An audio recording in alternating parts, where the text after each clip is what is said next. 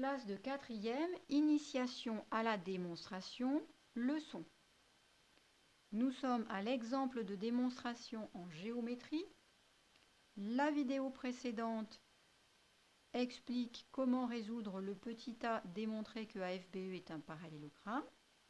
Maintenant, la vidéo suivante va nous permettre de démontrer que AB est perpendiculaire à BF. J'ai refait sur la photocopie le même dessin. Je l'ai complété comme tout à l'heure. Et je me suis mis ici le point d'interrogation de ce que je cherche. Si je ne sais pas ce que je cherche, je ne risque pas de le trouver. Qu'est-ce que je cherche? Je cherche à savoir si cette droite ici et cette droite-là sont perpendiculaires. C'est mon objectif. Au brouillon, j'ai déjà noté ce que je dois démontrer. J'ai utilisé les notations mathématiques parce que c'est beaucoup plus rapide. Ces notations mathématiques sont évidemment utilisables aussi sur une copie car celle-ci de notation est homologuée.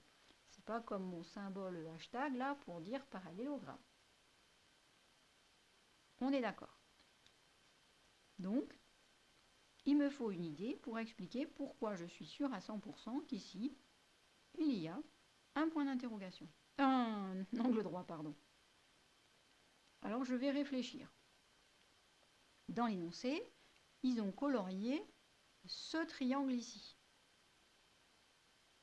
Donc, le triangle blanc, maintenant qui apparaît bien, et le triangle vert, oh ben, ils se ressemblent beaucoup quand même. Ici, il y a un angle droit. Si je fais tourner comme ça, j'ai bien l'impression que je vais avoir un angle droit ici. Et quand je fais tourner comme ça, là, c'est quoi ça? Quand on fait tourner, ben, c'est une symétrie centrale. Un demi-tour autour du point I qui est ici. Alors, je commence à avoir des idées. Je vais chercher mon stock de propriétés. Dans mon stock de propriétés, quelles propriétés je vais utiliser? Est-ce que je vais utiliser les propriétés quand on veut prouver qu'on a un parallélogramme, ou est-ce que je vais utiliser les propriétés quand on sait qu'on a un parallélogramme? Eh bien, cette fois-ci, je vais utiliser les propriétés du parallélogramme, c'est-à-dire quand on sait qu'on a un parallélogramme, puisque l'on vient de démontrer dans le petit a que la figure orange est bien un parallélogramme. J'ai dit, on fait tourner notre triangle, je vous rappelle le petit dessin que j'avais fait. Là, le triangle, je le prends à partir de I, et bam, je le fais tourner d'un demi-tour. Voyez? Ça ressemble beaucoup. Tourner d'un demi-tour, c'est une symétrie. Ici, on ne parle pas de symétrie, pas de symétrie, pas de symétrie, je cherche. Un parallélogramme, les diagonales se coupent en leur milieu. Oh, il y a les diagonales, mais on ne dit pas symétrie. Propriété P5, dans un parallélogramme, il y a un centre de symétrie. Ah, voilà. Ce centre de symétrie, c'est le point d'intersection des diagonales. Ça va me servir. Mais c'est pas ça que je veux. Moi, ce que je veux, c'est dire pourquoi est-ce que je suis sûre qu'il y a un angle droit ici. Ben, je suis sûre qu'il y a un angle droit ici parce que j'ai fait tourner mon triangle. Donc, le triangle que je vais mettre ici hachuré en rose, eh ben, c'est le symétrique du triangle vert. Donc, s'il y a un angle droit là, il y a forcément un angle droit là. Donc, ma propriété, c'est une propriété des symétries. Ah, mais non, c'est aussi cette propriété-là. Ah ben, ça y est. Ça va être une démonstration avec une étape. Une démonstration avec une étape. Quelle définition ou propriété je vais choisir? Eh bien, le symétrique d'un angle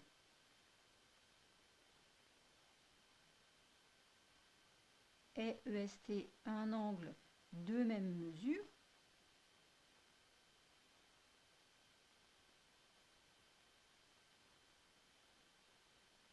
Est-ce que je vais pouvoir l'appliquer tout de suite?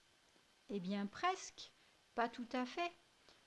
Parce que dans mon énoncé, on ne me dit pas que I est le centre de symétrie de toute la figure. On me dit bien que F est le symétrique de E par rapport à I. On me parle d'une symétrie, mais on ne me dit pas pour A et B. Donc, il faut vraiment que je parle du centre de symétrie de toute la figure.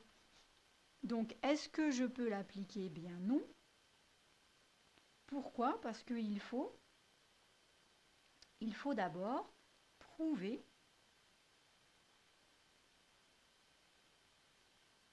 que l'angle B, mais l'angle ABF, est le symétrique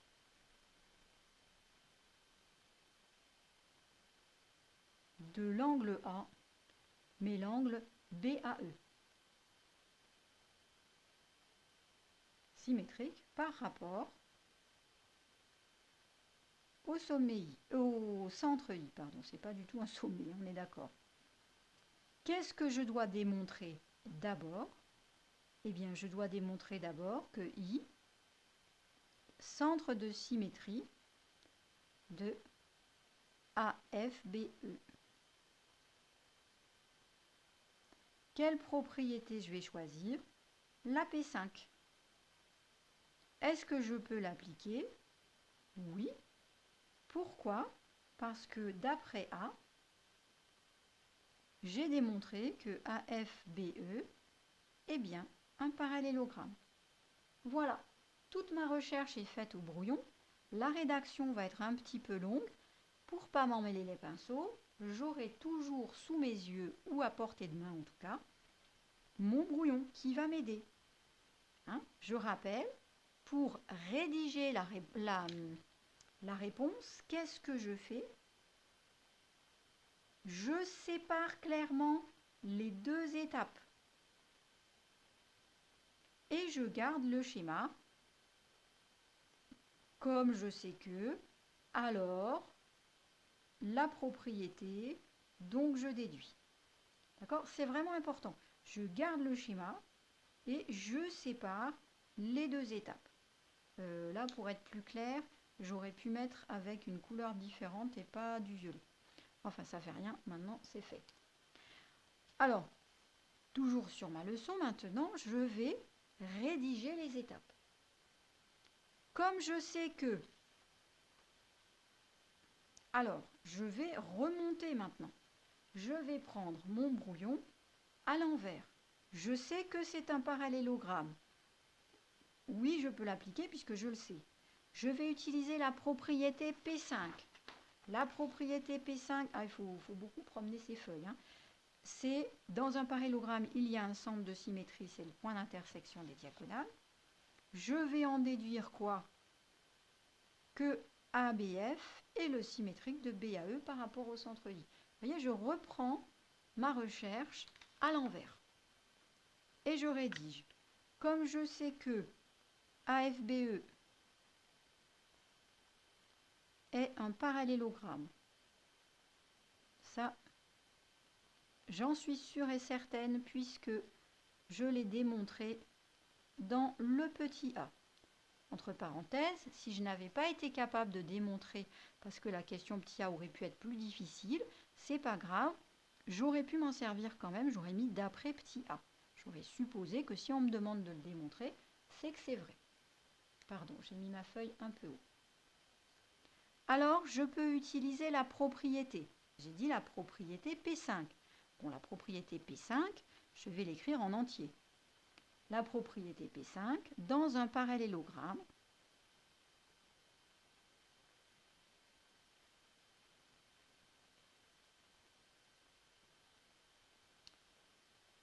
Il y a un centre de symétrie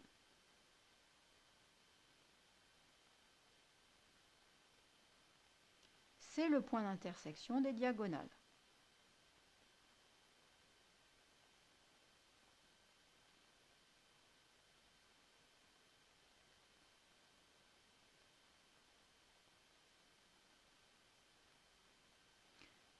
Donc j'en déduis quoi?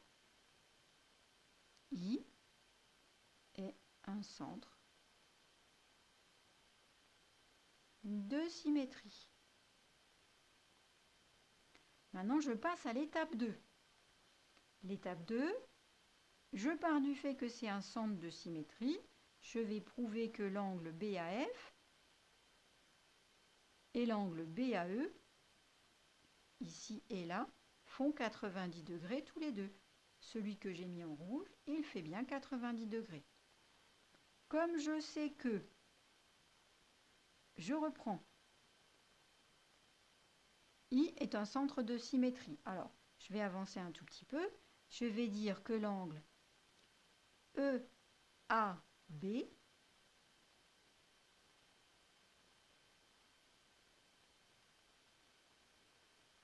et l'angle ABF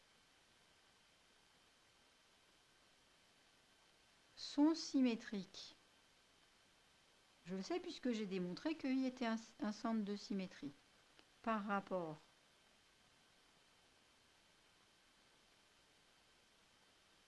à I, au point I. Alors je peux utiliser quelle propriété? Eh bien, la symétrie conserve les angles. La symétrie centrale, l'autre aussi, hein, la symétrie axiale aussi, conserve les angles.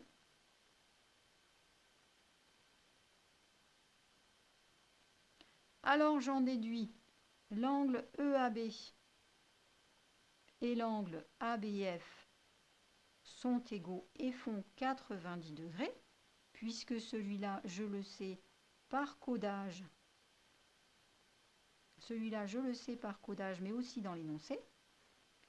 Et donc, je peux réutiliser le vocabulaire de la question.